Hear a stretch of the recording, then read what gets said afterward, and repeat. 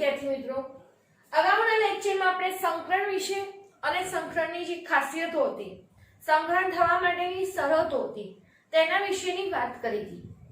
આજે હવે આપણે જોઈશું સંકરણના અલગ-અલગ પ્રકાર કે સંકરણના પ્રકાર કઈ રીતે s કક્ષક, p કક્ષક અને d કક્ષકમાં ઇલેક્ટ્રોનની ગોઠવણી થતી હતી, એને અનુસાર કઈ રીતે પ્રકાર પડતા હતા તેના વિશેની વાત કરીશું। હવે એની અંદર વાત કરીએ સંકરણનો જે પહેલો પ્રકાર હશે। પહેલા પ્રકારની અંદર આપણે લીધું sp સંકરણ। નામ ઉપરથી જ સંકરણની જે કક્ષકો હશે એની અંદર કક્ષકોની જે ટકાવારી આવતી હશે, આ બધી જ વસ્તુ યાદ રાખવાની રહેતી હશે। તો sp સંકરણની અંદર વાત કરીએ તો એક s કક્ષક અને એક p કક્ષક, જે s કક્ષક અને p કક્ષક હશે તેનું સંમિશ્રણ થતું હોય છે, એટલે કે આ બંને કક્ષકો મિશ્ર થાય છે। એટલે પહેલું તો sp સંકરણની અંદર એક s અને બીજું કહીએ એક p કક્ષક, એક s અને એક p કક્ષકનું મિશ્રણ થાય છે।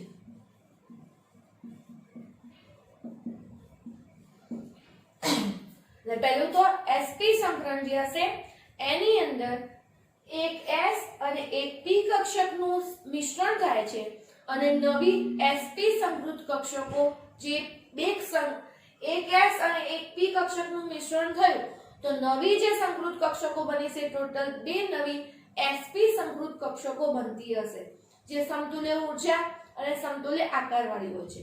હવે આની અંદર p કક્ષકની અંદર ખાસ જે p કક્ષકનું મિશ્રણ થાય છે એની અંદર જે pz કક્ષક હતી, આ pz કક્ષક જે ધરી પર ગોઠવાતી હતી, આ pz કક્ષક જે ધરી પર ગોઠવાતી હતી તેનો sp સંકરણની અંદર જો સમાવેશ થતો હોય તો જે આની અંદર ભાગ કહીએ સંકરણમાં s કક્ષકની લાક્ષણિકતા કહીએ તો 50% જેટલી હશે અને જે p કક્ષકની લાક્ષણિકતા કહીએ તો આ p કક્ષકની લાક્ષણિકતા પણ હશે 50%। અહીંયા જે pz કક્ષક હતી એ pz કક્ષક જો ધરી ઉપર આપણે જે અક્ષોનો આકાર લઈએ છીએ એની અંદર જે pz કક્ષક જે અક્ષની ધરી ઉપર કહીએ તો એ રીતે ગોઠવાયેલી હોય તો s કક્ષક 50%, p કક્ષકનું 50% એની અંદર ભાગીદારી sp સંકરણની અંદર આપણે કહીએ તો લાક્ષણિકતા આટલી એની અંદર રહેતી હોય છે। અને મધ્યસ્થ પરમાણુ જેની અંદર સંયોજનમાં આવતો હોય એ મધ્યસ્થ પરમાણુ sp સંકૃત કક્ષકો ધરાવતો હોય।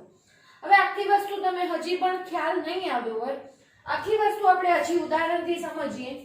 sp સંકરણનું ઉદાહરણ કેવું હોય તો BeCl2 નો અણુ, આ BeCl2 ના અણુની અંદર sp સંકરણ જોવા મળતું હતું। હવે કઈ રીતે BeCl2 ની અંદર sp સંકરણ જોવા મળે છે એની અંદર વાત કરીએ તો આપણે આગળ લુઈસની રચનામાં એમાં પણ લીધું કે જે વિદ્યુત ઋણમય પરમાણુ હશે અને ધનમય પરમાણુ હશે, આ ધનમય પરમાણુ મધ્યસ્થ પરમાણુ બનશે। તો અહીંયા આપણા મધ્યસ્થ પરમાણુ હશે બેરિલિયમ। હવે આપણે અગાઉ જાણીએ છીએ કે બેરિલિયમ જે કહીએ એનો પરમાણુ ક્રમાંક હતો 4, ઇલેક્ટ્રોન રચના આપણે ભણી ગયા 1s2 2s2, આ રીતે આપણે બેરિલિયમની ઇલેક્ટ્રોન રચના બતાવીએ છીએ 1s2 2s2। તો હવે અહીંયા સંકરણ સમજવા માટે આપણે જે ઇલેક્ટ્રોન રચના લઈશું બેરિલિયમની s કક્ષક 1s, તો 1s કક્ષક એક જ ચોરસ ખાના વડે, કારણ કક્ષકને અહીંયા આપણે ચોરસ ખાના વડે દર્શાવીએ છીએ। s કક્ષકની સંખ્યા 1 હતી એટલે 1s કક્ષક આપણે 1 દોરી, પછી આવશે અહીંયા 2s કક્ષક અને એના પછી આવતી હશે 2p કક્ષક। 2p કક્ષક એની અંદર કહીએ તો 2p કક્ષકની સંખ્યા અહીંયા 3 હશે, આપણે px py અને pz જે કક્ષકો લઈએ છીએ એ પ્રમાણે। તો આ રીતે એની અંદર બેરિલિયમમાં કક્ષકો આવેલી હોય છે। હવે અહીંયા આ જે બેરિલિયમની ઇલેક્ટ્રોન રચના દોરી એ આપણે દોરી ભૂમિ અવસ્થામાં, જે એની ગ્રાઉન્ડ સ્ટેટમાં હશે જ્યારે સ્થાયી પરમાણુ હશે એ વખતની। તો બેરિલિયમનો પરમાણુ ક્રમાંક 4, 1s માં 2 ઇલેક્ટ્રોન, 2s માં 2 ઇલેક્ટ્રોન, એટલે 1s કક્ષકમાં 2 ઇલેક્ટ્રોન ગોઠવાશે, 2s માં 2 ઇલેક્ટ્રોન ગોઠવાયેલા છે। તો અહીંયા આ રીતે 1s માં એકબીજાથી વિરુદ્ધ ભ્રમણ દર્શાવતા ઇલેક્ટ્રોન આ રીતે દર્શાવવાના। તો અહીંયા આ રીતે 1s2 2s2, 1s2 જેવી રચના એટલે કહીએ નિષ્ક્રિય વાયુ હિલિયમ જેવી રચના હતી, એટલે આ જે ઇલેક્ટ્રોન રચના હશે એમાં તો કોઈ ફેરફાર થતો નહીં હોય, પરંતુ અહીંયા ઉત્તેજિત અવસ્થામાં બેરિલિયમની ઉત્તેજિત જે અવસ્થા કહી, આ ઉત્તેજિત અવસ્થાની અંદર બેરિલિયમમાં જે 2s કક્ષકનો જે એક ઇલેક્ટ્રોન હતો, જે આપણે આ રીતે ઇલેક્ટ્રોનનું વિતરણ દર્શાય, અહીંયા 1s2 માં તો હિલિયમ જેવી રચનાવાથી કોઈ ફેરફાર નહીં થાય, પરંતુ અહીંયા ઉત્તેજિત અવસ્થામાં ઊર્જા મેળવી અને આ જે 2s નો એક ઇલેક્ટ્રોન હતો અહીંયાથી ઉત્તેજિત થઈ અને આ જે p કક્ષક ખાલી હતી એ p કક્ષકમાં જતો રહેશે. અહીંયા ખાસ એક ઇલેક્ટ્રોન ઉત્તેજિત થઈ અને અહીંયા જતો રહેશે, તો p કક્ષકમાં પણ આ રીતે એક ઇલેક્ટ્રોન આવશે. હવે અહીંયા BeCl2 માં બેરિલિયમના પરમાણુએ ક્લોરીનના એક ઇલેક્ટ્રોન જોડે ભાગીદારી કરી. હવે ક્લોરીન વિશે પણ વાત કરી લઈએ. ક્લોરીનનો પરમાણુ ક્રમાંક આપણે 17, નિયોન 3s2 3p5 આ રીતે ઇલેક્ટ્રોન રચના આપણે બતાવતા હતા. એટલે કે ક્લોરીન જે હતો, આ ક્લોરીનની જે બાહ્યતમ કક્ષા કહી, ક્લોરીનની બાહ્યતમ કક્ષામાં ટોટલ આપણે દર વખતે બતાવીએ છીએ 7 ઇલેક્ટ્રોન હતા અને દરેક ક્લોરીનને એક ઇલેક્ટ્રોનની જરૂર હતી અને જે એક ઇલેક્ટ્રોન હશે અહીંયા કઈ બેરિલિયમના પરમાણુ જોડેથી BeCl2 માં અણુ મેળવતો હશે, પરંતુ કઈ રીતે જોડાઈને અહીંયા ભાગીદારી થશે, ખૂણો, આકાર એ બધું રચાતું હશે, એની વિશેષમાં આપણે વાત કરવાની છે. તો આટલે સુધી તો દરેકને ખ્યાલ આવી ગયો. બેરિલિયમની ભૂમિ અવસ્થા 1s2 2s2 4 ઇલેક્ટ્રોન ગોઠવાયા. ઉત્તેજિત અવસ્થામાં 2s કક્ષકનો એક ઇલેક્ટ્રોન ઉત્તેજિત થઈ અને 2p કક્ષકમાં જતો હતો. હવે અહીંયા જે બેરિલિયમની અર્ધપૂર્ણ ભરાયેલી કક્ષક છે, એક 2s કક્ષક છે અને એક 2p કક્ષક છે. હવે 2s અને 2p કક્ષક આમ જોવા જઈએ તો બંને કક્ષકોની ઊર્જા જુદી જુદી છે. 2s કરતા 2p ની ઊર્જા આથી થોડી વધારે હતી, પરંતુ સંકરણની શરતો જોઈએ ઊર્જાનો તફાવત કેવો હોય, થોડો ઓછો હોય, તો એ કક્ષકો એકબીજા જોડે સંમિશ્ર થઈ શકતી હતી. તો હવે અહીંયા શું થતું હતું, એક 2s કક્ષક અને અહીંયાથી 2p કક્ષક બંને મિશ્ર થઈ અને નવી જે સંકૃત કક્ષકો બનાવશે sp સંકૃત કક્ષક બનાવશે. અને અહીંયા જે બે p કક્ષક હતી એ સંકરણમાં ભાગ લીધા સિવાયની બાકી રહેશે. તો અહીંયા જે વાત કરીએ, એક કહીએ 2s કક્ષક અને એક 2p કક્ષક એકબીજા જોડે મિશ્ર થશે, મિશ્ર થઈ અને નવી જે સંકૃત કક્ષક બનાવશે, કેટલી કઈ કક્ષકો મિશ્ર થઈ એ પ્રમાણે સંકૃત કક્ષકનું નામ આવશે. તો sp સંકૃત કક્ષક બનશે અને સમાન આકાર, સમાન ઊર્જા ધરાવતી આ sp સંકૃત કક્ષક બને અને જેમાં એક ઇલેક્ટ્રોન આવેલો હશે. આ નવી જે sp સંકૃત કક્ષક બની તેની અંદરની વાત કરીએ, જેનો આકાર કહીએ તો રેખીય આકાર હશે, ખૂણો કહીએ તો 180 ડિગ્રીના ખૂણે ગોઠવાશે અને હવે એની અંદરથી BeCl2 ના અણુની રચના થશે. હવે BeCl2 ના અણુની રચના થવા માટે એટલે જે આ કક્ષક બની, આ કક્ષકને આપણે કહી શકશો sp સંકૃત કક્ષક. એક s અને એક p કક્ષક બંને સંમિશ્ર થવાથી જે આ કક્ષક બનતી હતી એના કારણે. અને હવે આના જોડે ક્લોરીન પરમાણુ કે જેની p કક્ષકમાં 5 ઇલેક્ટ્રોન હતા, એક ઇલેક્ટ્રોનની જરૂર હતી, 6 પૂરા થાય તો 6 ને 2 8 થાય. તો અહીંયા ક્લોરીનનો એક પરમાણુ અહીંયા ભાગીદારી કરે, બીજો ક્લોરીનનો એક પરમાણુ એક ઇલેક્ટ્રોન આવે. એટલે ક્લોરીન જોડે જોવા જઈએ તો વાસ્તવમાં કેટલા ઇલેક્ટ્રોન હતા, 7 ઇલેક્ટ્રોન તો હતા જ. એટલે અહીંયા ક્લોરીનની જે p કક્ષક હતી એ ક્લોરીનની પણ p કક્ષક અહીંયા ભાગીદારી કરે અને એક ઇલેક્ટ્રોન આ ક્લોરીન જોડેથી મેળવશે, એક ઇલેક્ટ્રોન આ ક્લોરીન જોડેથી, અને અહીંયા જે અર્ધપૂર્ણ ભરાયેલી કક્ષકો હતી એ પૂર્ણ ભરાયેલી સ્થાયી રચના પ્રાપ્ત કરતી હતી. એટલે કે BeCl2 ના અણુમાં કહીએ તો આપણે સંકરણ કહીએ છીએ, તો BeCl2 માં આપણે સંકરણ કહેતા હોઈએ ત્યારે sp સંકરણ આવશે. sp સંકરણની અંદર ખાસ આકાર કેવો હોય તો રેખીય હશે, ખૂણો કેવો હોય તો રેખીયમાં 180 ડિગ્રીના ખૂણે આ કક્ષકો ગોઠવાતી હોય છે. હજી આની અંદર જો આપણે એના આકાર વિશે ચર્ચા કરીએ તો આકાર વિશે ચર્ચા કરતા હોઈએ તો આની અંદર કઈ રીતે એનું વિતરણ થયેલું હશે એની વાત કરીએ તો દાખલા તરીકે પહેલો સ્ટાર્ટિંગમાં આપણે બેરિલિયમનું પરમાણુ લીધું. બેરિલિયમના પરમાણુની અંદર તો ઇલેક્ટ્રોન હતો 2s કક્ષકમાં આવેલો હતો અને ખાલી જે કહીએ 2pz કક્ષકો, આ જે p કક્ષકો હતી આમાંથી લઈએ. તો આ રીતે આપણે અક્ષો બતાવતા હોઈએ છીએ. આ z અક્ષ, x અક્ષ અને આ રીતે અહીંયા દઈએ ત્રાંસી દોરીએ, પણ એનો મતલબ કે બોર્ડમાંથી બહાર નીકળતી હોય એવી ત્રિપરિમાણમાં કક્ષક હશે.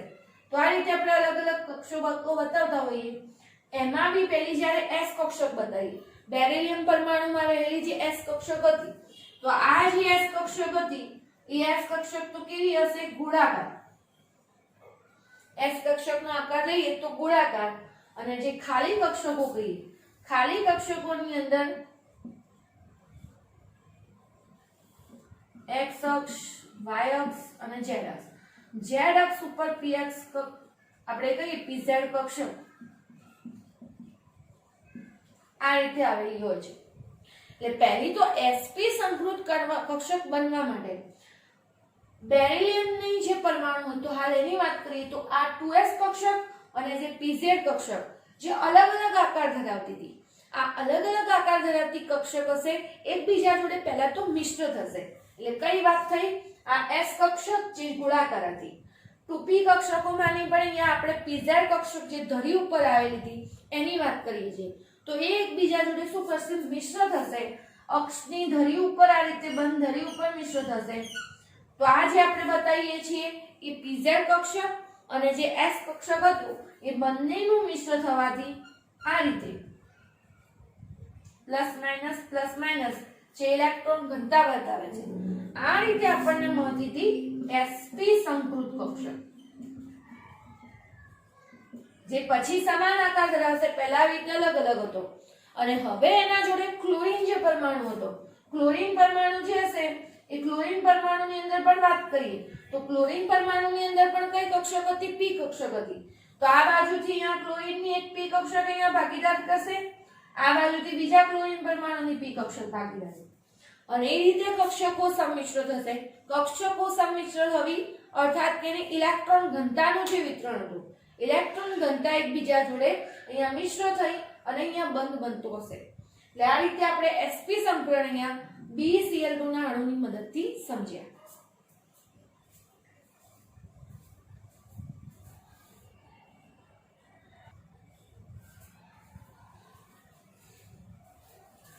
હવે જોઈએ એના પછીનું બીજું સંકરણ sp2 સંકરણ. sp2 સંકરણની અંદર એક s કક્ષક અને બે p કક્ષકોનું મિશ્રણ થાય છે અને નવી સમતુલ્ય ઊર્જા ધરાવતી sp2 સંકૃત કક્ષકો બને છે. નામ ઉપરથી જ અહીંયા સંકરણની અંદર કઈ કક્ષકો ભાગ લે છે એ આપણે સમજી શકીએ છીએ કે આની અંદર એક s કક્ષક અને બે p કક્ષકો હશે. આ એક s અને બે p કક્ષકોનું સંમિશ્રણ થશે અને મિશ્રણ થવાથી જે સમાન આકાર અને ઊર્જા ધરાવતી નવી કહીએ તો sp2 સંકૃત કક્ષકો રચાતી હશે. હવે અહીંયા આખી વસ્તુ ઉદાહરણથી સમજવાનો પ્રયત્ન કરીએ. sp2 ના અણુની અંદર આવશે ઉદાહરણ BCl3 ના અણુની અંદર.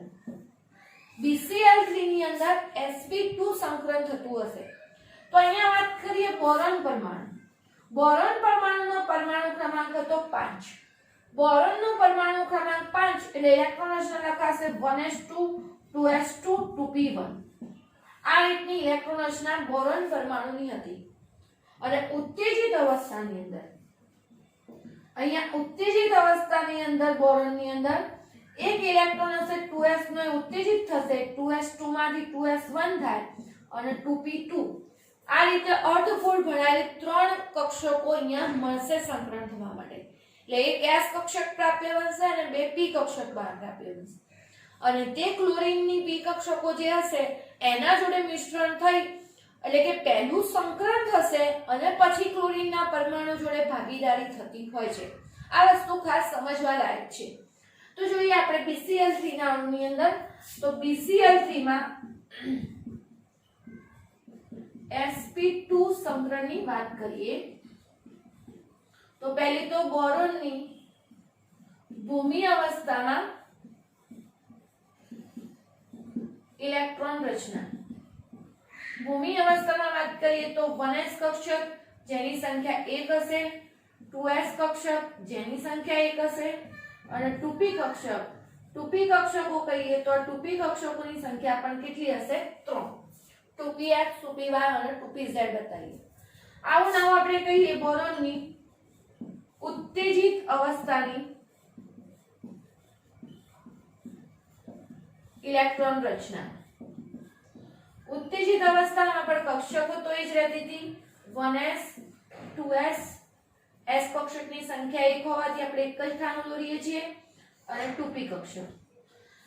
ભૂમિ અવસ્થામાં કહીએ તો બોરોનનો પરમાણુ ક્રમાંક 5, 1s2 2s2 2p1. એટલે 1s માં 2 ઇલેક્ટ્રોન, 2s માં 2 ઇલેક્ટ્રોન અને 2p1 માં 1 ઇલેક્ટ્રોન આવેલું હતું. ઉત્તેજિત અવસ્થાની અંદર 2s કક્ષકનો 1 ઇલેક્ટ્રોન ઉત્તેજિત થઈ અને અહીંયા બઢતી પામશે. બઢતી પામશે એટલે કે આ ઓછી ઉર્જા ધરાવતી કક્ષકમાંથી ઊંચી ઉર્જા ધરાવતી કક્ષકમાં જશે. એટલે અહીંયા 1s2 હિલિયમ જેવી રચનામાં તો કોઈ ફેરફાર નહીં આવે. 2s નો 1 ઇલેક્ટ્રોન બઢતી પામી અને આ 2p કક્ષકમાં આવી ગયો. એટલે હવે આપણા જોડે વાત કરીએ તો અર્ધપૂર્ણ ભરાયેલી બે કક્ષકો છે. અર્ધપૂર્ણ ભરાયેલી બે કક્ષકોમાં એક 2s કક્ષક અને બે 2p કક્ષકો. અને હવે અહીંયા જે કક્ષકોનું સંમિશ્રણ થવાનું છે એની અંદર બોરોન પરમાણુ જે હતો, હજી અહીંયા ક્લોરીન પરમાણુ તો કોઈ જગ્યાએ જોડાયેલો જ નથી. બોરોન પરમાણુની એક s કક્ષક ખાલી છે અને p કક્ષકો બે ખાલી છે અર્ધપૂર્ણ ભરાયેલી. તો આ જે કક્ષકો હતી એક s અને બે p કક્ષકો એકબીજા જોડે મિશ્ર થશે. મિશ્ર થઈ સમાન ઉર્જા સમાન આકાર ધરાવતી નવી કક્ષકોનો જે સેટ બનાવશે. આ નવી કક્ષકોનો જે સેટ બનશે એને કહેવામાં આવશે sp2 સંકૃત કક્ષકો. અને આ સંકૃત કક્ષકોનો સેટ બન્યા પછી તેના સાથે ક્લોરીન પરમાણુ ભાગીદારી કરશે અને એના કારણે ખૂણો અને બંધ બંને વસ્તુ સરખું બને. આ વસ્તુ અહીંયા સમજો કે દાખલા તરીકે આપણને થાય કે આપણે સીધે સીધું અહીંયા ક્લોરીન પરમાણુને 1 ઇલેક્ટ્રોનની ભાગીદારી બતાવી દી, અહીંયા ક્લોરીનની ભાગીદારી બતાવી દી ક્લોરીનની. કારણ કે BCl3 માં 3 ક્લોરીન પરમાણુ, ક્લોરીનને 1 ઇલેક્ટ્રોનની જરૂર હોય છે. તો એક ક્લોરીન પરમાણુ ઇલેક્ટ્રોન અહીંયા આપી અષ્ટક પૂર્ણ કરે, એક આના જોડે ભાગીદારી કરે, એક આના જોડે ભાગીદારી કરે. એવું કરી શકે છે. તો સંકરણની આવશ્યકતા શા માટે થઈ? તો આનું કારણ ખરેખર એવું હતું કે પ્રાયોગિક રીતે જોયું તો જે BCl3 નો અણુ બનતો હતો, BCl3 ના અણુની અંદર 3 ખૂણા જે બનશે BCl3 માં એ સરખા જોવા મળ્યા. બંધ લંબાઈ સરખી જોવા મળી. એનો જે ઉર્જા હશે એનું મૂલ્ય સરખું જોવા મળ્યું. ખરેખર આ 3 બંધ આપણે BCl3 કહીએ છીએ તો BCl3 માં રીતે કહીએ 3 ખૂણા આ જોવા મળે 120 ડિગ્રીના. પછી કહીએ કે આકાર સમતલીય ત્રિકોણ જોવા મળે. આ બોરોન અને ક્લોરીનનો બંધની બંધ લંબાઈ હોય, અહીંયા બંધ લંબાઈ હોય, અહીંયા બંધ લંબાઈ હોય, બંધ ઉર્જાનું મૂલ્ય હોય. આ 3 ક્લોરીન પરમાણુ સાથેનું સરખું જોવા મળે. હવે તમે સમજો ખરેખર આ મૂલ્ય સરખું ના હોઈ શકે જો આવી રીતે થાય તો. કેમ સરખું ના હોય છે કે એક ક્લોરીને બોરોનની 2s કક્ષક જોડે ભાગીદારી કરે, 2s કક્ષકમાંના 1 ઇલેક્ટ્રોન જોડે ભાગીદારી. આ બંને ક્લોરીન પરમાણુએ 2p કક્ષકમાંના ઇલેક્ટ્રોન જોડે ભાગીદારી કરે છે. એટલે 2s અને 2p કક્ષકોની ઉર્જા તો સરખી હતી નહીં. સરખી નથી તો ખરેખર બંધ કોણ ને બધી વસ્તુ સરખી ના હોવી જોઈએ 3 ની. પણ પ્રાયોગિક રીતે આ વસ્તુ સરખી મળતી હતી. આના કારણે આગળ જતા સંકરણનો ખ્યાલ આવ્યો કે અહીંયા ક્લોરીન પરમાણુ જોડાશે એ પહેલા અહીંયા શું થશે? સંકરણ થશે. અને સંકરણ થશે અને પહેલી તો સમાન ઉર્જા અને સમાન આકારવાળી નવી sp2 સંકૃત કક્ષક બનશે. એટલે અહીંયા હાલ પહેલા ક્લોરીન ના જોડાતા જે બોરોન પરમાણુની એક 2s કક્ષક અને બે 2p કક્ષક, એક 2s અને બે 2p, એટલે એક આ કક્ષક 2s અને આ બે 2p કક્ષકો, અને એક કક્ષક સંકરણમાં ભાગ લીધા સિવાયની 2p કક્ષક બાકી રહેશે. તો આ જે બનાવે છે નવી શું બનાવશે? sp2 સંકૃત કક્ષકો. એટલે એક S કક્ષક અને બે P કક્ષક જોડાય અને sp2 સંકૃત કક્ષક બનાવશે. હવે એની આ ઊર્જા એનો આકાર સરખો હશે, બંધ લંબાઈ હોય, બંધ ઊર્જા હોય, આ બધી વસ્તુ સંકરણ થઈ એકબીજા જોડે મિશ્ર થયા અને પછી નવી સંકૃત કક્ષકોની ઊર્જા બંધ લંબાઈ સરખી થઈ. પહેલા ખરેખર જોવા જઈએ તો જુદી હતી, પણ હવે જો ક્લોરીન ભાગીદારી કરે તો સરખી ઊર્જાવાળી વસ્તુ મળે, એ વસ્તુ વ્યાજબી છે. તો હવે અહીંયા 3 અયુગ્મિત ઇલેક્ટ્રોન આ રીતે આવેલા હશે. એક ક્લોરીન પરમાણુ અહીંયા ભાગીદારી કરશે, એક ક્લોરીન આટલે અને એક ક્લોરીન આટલે, અને BCl3 નો અણુ આની અંદર બનશે. ક્લોરીનને એક ઇલેક્ટ્રોનની જરૂર હતી, એક ઇલેક્ટ્રોન આના જોડેથી, એક આના જોડેથી. જો પહેલાથી જ ભાગીદારી કરવા જતો તો પ્રશ્ન આવતો હતો કે ઊર્જા, આકાર, ખૂણો આ બધું સરખું ના થાય. અહીંયા 2s જોડે ભાગીદારી થાય છે અને અહીંયા 2p જોડે, પણ આખી વસ્તુ જ નો ખ્યાલ બદલી નાખ્યો કે ભાગીદારી થશે પહેલા કક્ષકો સંમિશ્ર થઈ અને નવી આ રીતની સંકૃત કક્ષકો બનતા હતા. તો BCl3 ના અણુમાં રીતે કહીએ તો સંકરણ થતું હતું sp2 સંકરણ, અને sp2 સંકરણ થવાથી જે BCl3 નો અણુ બનતો હતો એ આકાર ધારણ કરશે સમતલ્ય ત્રિકોણ. એટલે કે બોરોન પરમાણુ રીતે મધ્યસ્થ હોય, ક્લોરીન પરમાણુ આ રીતે, અને એકબીજાને કેટલા 120 ડિગ્રીના ખૂણે ગોઠવાશે અને સમતલ્ય ત્રિકોણ આકાર અહીંયા તૈયાર થશે. તો આ જોયું BCl3 ની અંદર sp2 સંકરણ. સંકરણનો મુદ્દો વિદ્યાર્થી મિત્રો સમજવા પહેલા પ્રયત્ન કરજો, પછી પાઠ્યપુસ્તકમાંથી તૈયાર કરજો. અહીંયા આપણે અત્યારે ખાસ ઉદાહરણથી સમજ્યું કે ક્લોરીન તો પહેલા પણ ભાગીદારી કરી શકતો હતો, પણ એનું કારણ કેમ સંકરણ લેવું પડ્યું? તો સંકરણ એટલા માટે કે જે પછી ત્રણેય ખૂણા બંધ લંબાઈ હોય, ઊર્જા હોય, બધી બાજુ ક્લોરીનનું સરખું મળતું. પ્રાયોગિક રીતે આપણને આ વસ્તુ મળી હતી, અને ખરેખર જો આપણે થિયરિટિકલ લેવા જઈએ તો અહીંયા 2s કક્ષક અને 2p જોડે જોડાતો હતો, તો સરખું ના હોઈ શકે. પણ સરખું મળતું હતું એનું કારણ પહેલા સંકરણની ઘટના થતી હતી અને પછી ક્લોરીન પરમાણુ અહીંયા ભાગીદારી કરતો હતો. તો વ્યવસ્થિત રીતે બે પ્રશ્નો ખાસ તૈયાર કરવા.